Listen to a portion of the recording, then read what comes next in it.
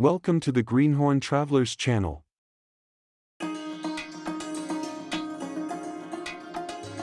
In 1565, the Vijayanagara Empire, the most powerful kingdom in South India, the empire that filled Hampi with stone temples and carved gopurams and the widest market street in the medieval world, was broken in a single afternoon at the Battle of Talikota.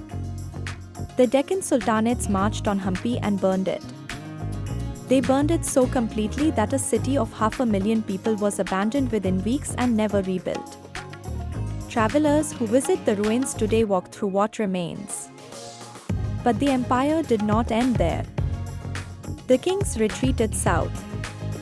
They pulled what was left of the court, the treasury, the priests, and the records, and they regrouped around a granite hill in what is now Andhra Pradesh. They rebuilt walls. They held court. They ruled for another 50 years. And the place where they did this, the second capital, the emergency capital, the place that kept the idea of Vijayanagar alive after Hampi fell, is called Penukonda. Almost nobody goes there. Until recently, that was partly a matter of access. The drive to Penukonda approaches from the plains. The Deccan here is flat and wide and dry in the dry months, running to the horizon in every direction without significant interruption. Then, unexpectedly, a granite hill rises out of the flatness with walls running along its ridgeline, the unmistakable signature of a serious medieval fortification. And now there is a new paved road that winds all the way to the top. It is a good road. Smooth tarmac, properly graded, the kind of surface that makes the ascent feel effortless in a way the old dirt track never did. On weekends, local motorists have noticed. Two-wheelers come up to sit at the summit and take in the view. Small groups gather near the main gate. The road has done what new roads always do. It has made something reachable that was not quite reachable before. But on a weekday, the road brings you up here alone. As you rise, the plains begin to appear below, and the sense of what made this hill strategically valuable becomes immediately obvious. From the ramparts at the top, the Deccan stretches out for 40-50 kilometers in every direction. Nothing moves up here without being seen. The Vijayanagar kings knew exactly what they were doing when they chose this hill. A retreating empire could not afford a capital that was easy to surprise. The fort complex was built across several centuries and by more than one ruler, and this history is legible in the architecture if you look. The oldest structures are Hindu, a Shiva temple, its basalt columns carved in a style that places them firmly in the Vijayanagar tradition. There is a Jain shrine near the summit, its sanctum worn to smoothness by centuries of hands. There are palace foundations. There is a well cut directly into the living rock, still holding water. Then there are the later additions, a mosque built inside the fort walls, its mihrab oriented toward Mecca, its construction using stones that were clearly salvaged from earlier structures. Pillar capitals that belong to a Vijayanagar temple are incorporated into an archway that leads to a later courtyard. You can read the sequence: Hindu, then contested, then held by Muslim rulers who built over and around what was already there, and who in some cases preserved it because the stone was useful. This layering, the palimpsest of successive occupations, is what makes Penukonda different from Hampi. Hampi is overwhelmingly Vijayanagar. The scale of it and the consistency of the style create a single overwhelming impression. Penukonda is more complicated.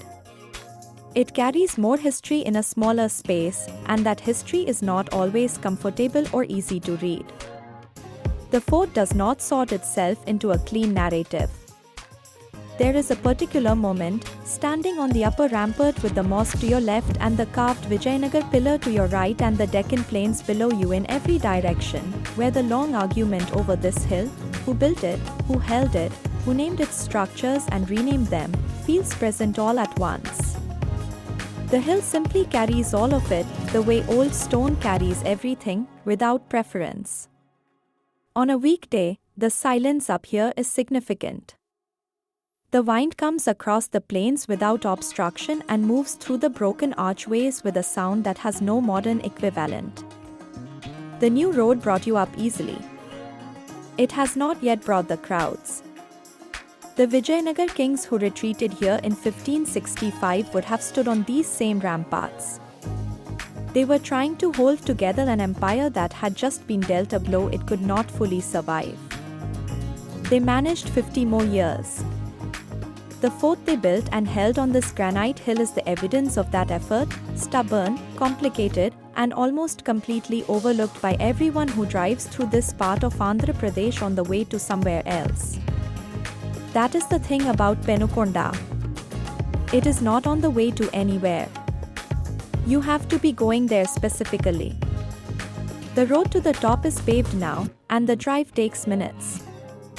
The history waiting at the summit has been waiting for 500 years. It is in no hurry.